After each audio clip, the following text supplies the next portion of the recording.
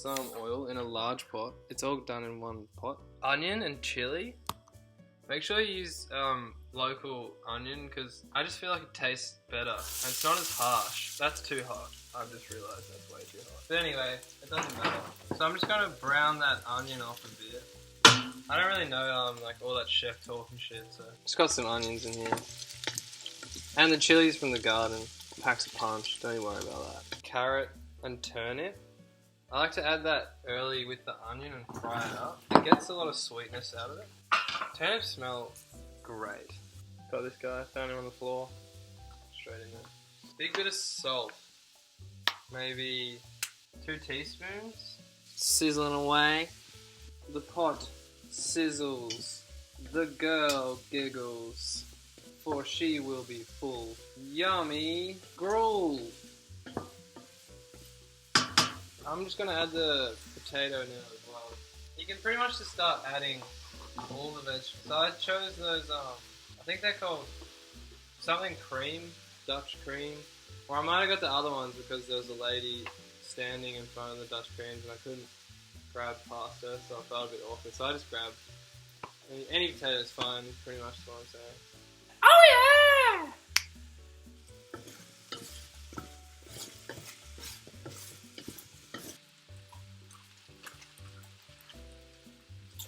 Cauliflower. Just half cauliflower. That's going in there. So I'm just breaking off the cauliflower, chucking it in because it's fun. Things going old in the fridge at the back. The housemates' food. They went to New South Wales. They're not coming back. You don't know what to do with their food. You just put it in a big pot like this. So the cauliflower's in there. Notice that things are just getting a bit stuck to the bottom. So I'm just going to add a bit of water. Zucchini, I'm chopping some zucchini. There's a little spider on there. Or like a tomato, top of a tomato. Not really sure. But if there's spiders, just chuck them in. It's good for your body. Boom. Mushrooms. Chopping mushrooms. Shout outs to those people that stayed with their first lovers from high school. Got the mushroom here, adding that in. It's starting to look pretty nice in this stew. I would live in it. Mixing that in. And so far, all I've added is salt. I'm not a genius chef or anything, but I'm pretty good. And I've just always kept it pretty simple at the start. Let them, create their own flavors and let the salt bring out the sweetness. I find it always works. I've got these tomatoes that would just, they've just been laying around for a while. I think Mum's left them around the place, or maybe a mate's brought them over for a dinner party and no one's touched them, and they're beautiful little aromas. So, chuck them in the stew, why not? Honestly, maybe you can put anything in here. One of my friends used to put car parts in his stew. Oh yeah, nearly chopped my fingers. Don't do that at home, kids. Okay, so a little secret. Not really a secret actually, everyone kind of knows this. But so I've chopped up my garlic and just garlic. Again, local garlic, tastes better. I like to put it in later. Quite late actually. Your grandma will disown you if you give her make her stew with bloody burnt garlic in it. Sorry guys, I've got coronavirus, so my words aren't coming out as smoothly as usual. It's getting kind of hot in this kitchen. That's right, tops off. Someone's left this bottle of wine at my house. Or, I don't own the house, but nice try, Jack. So I'm just gonna put it in. Because I'm not drinking at the moment, so the pot can get drank. I've got this Italian style thing. Slip back your hair, stuff like that. So I'm gonna put that in there. Put it up a bit for this stage, just when the wine's cooking out, because you don't want your little kids to get drunk. Good smells. Very good smells. I was gonna get pizza tonight, but decided I'd do this instead. I already feel better about myself. Paprika, pepper. I watched this Gordon Ramsay video that was pretty boss. He was like, oh, I'm going vegan because everyone else is vegan. He made like an eggplant steak, and I recommend the video. It's pretty cool. I kind of think he's a bit of a dick, but his eggplant rocks. I'm back. I got these guys, straight from the garden. Cool. I don't know what they are, but they're like some sort of silver beet thing. So this is where I add Party-Mite, Farty-Mite, whatever.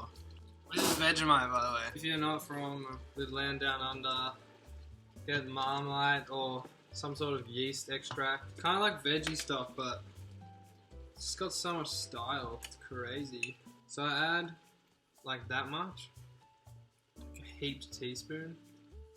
Just plop it in there. Get it in a little hot spot and let it melt before you mix it in because it'll get all gluggy.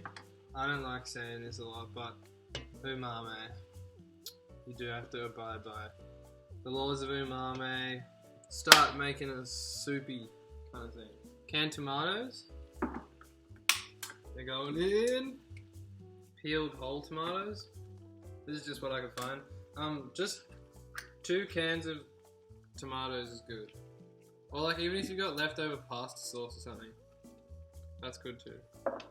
With these, I like to just, I know it's a bit frugal, but just wash these out with water and then chuck the water in there. And that's clean as a bean. You can put that in the recycle. It's gotten quite soupy, which is good. That's good. Don't freak out, alright? So, tamari. This also is that umami thing that all the good chefs talk about. I like to lick my Vegemite. Spoon. Wow.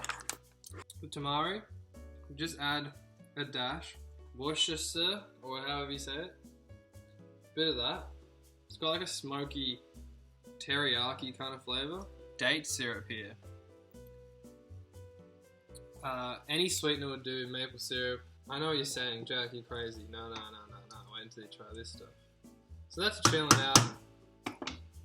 Looks pretty disgusting on this video, but these are the secrets, guys. Trust me, the secrets. And it's taken me 24 years to get this good. I'm gonna boil the kettle for the stock. I swear there's this little fairy that comes into my house and turns off the toaster. And it doesn't make sense because I use the toaster about every hour of the day. And I'm not sure where this little fairy's coming from. Turn off my kettle and my toaster. It's pretty good because it's good for the environment, so thanks fairy. Cheers. Lovely. Might just put a bit more paprika in there. I'm a bit of a slacker when it comes to the stock thing. I just like, this is veggie stock. I just put the little guy, just chuck him in.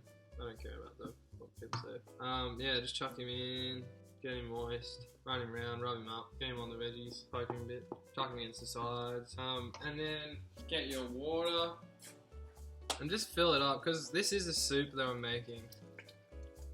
And when you add the pasta, the starch really thickens it, so I'm just adding a bit of pasta now.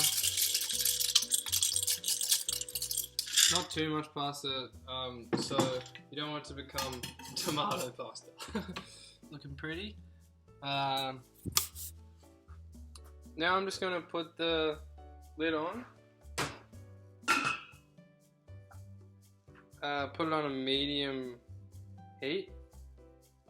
And just let it simmer for a while, maybe 20 to 30 minutes in total, but just make sure you're stirring it and check on it and stuff because that could be different, that figure that I gave you. Depends on your kitchen, you know, you could have a flame going, which is heaps cooler, might only take like 15 minutes. I've got this induction thing, it sucks, takes a while, but it's all food.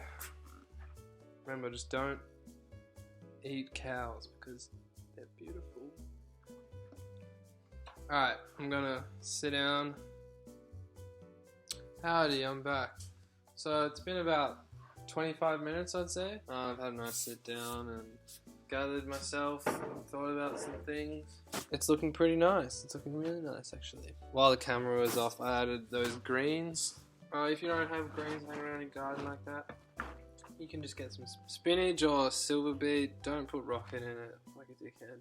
A way to check if your stew is nearly done is I've just pulled out a little bit of potato here because that usually takes the longest to cook, and trying it now. Oh, wow, that is buttery. Yeah, that's good.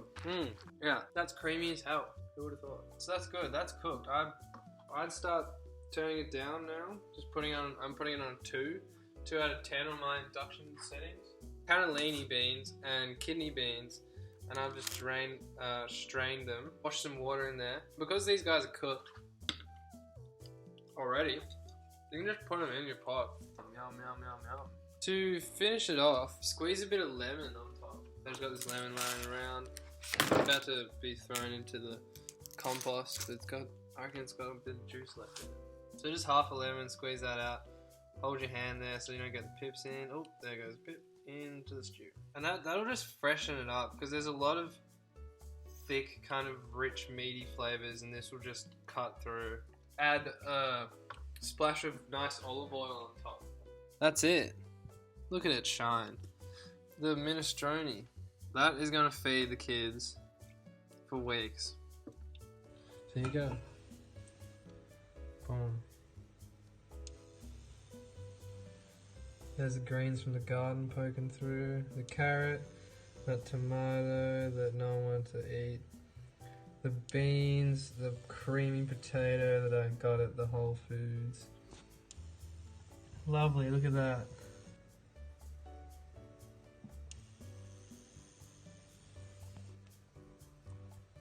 And this pot's huge. I could feed my whole neighborhood. Huge pot. Ladies and gentlemen, the minestrone and a wee bit of toast. Looks beautiful, doesn't it? Here we go.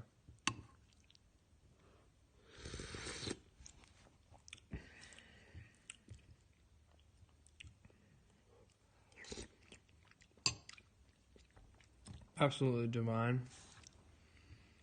So very comforting to the core. Just good food. Make sure to follow my methods exactly, because everyone needs a stew like this. And remember, don't eat the cows because they have eyes too.